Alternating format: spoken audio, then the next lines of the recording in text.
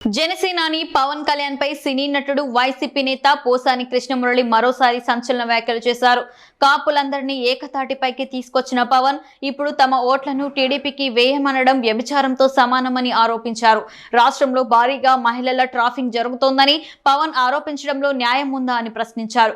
ఈ వ్యాఖ్యలపై పవన్ సిగ్గుపడాలని, ఆంధ్ర ఆడబిడ్డలకు జనసేనాని పవన్ క్షమాపణలు చెప్పాలని పోసాని డిమాండ్ చేశారు.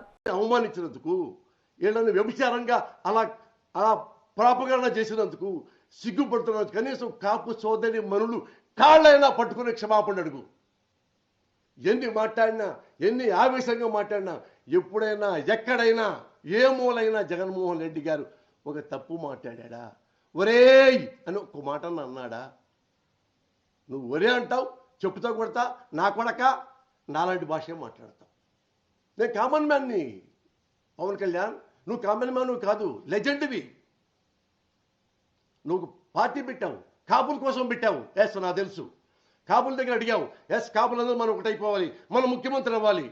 వాళ్ళందరిని దగ్గర పెట్టుకున్నావు. పెట్టుకొచ్చేవరకు మన కాపులంతా ఒకటైపోయి మన ఓట్లన్నీ చంద్రబాబుకి ఇవ్వమంటావు.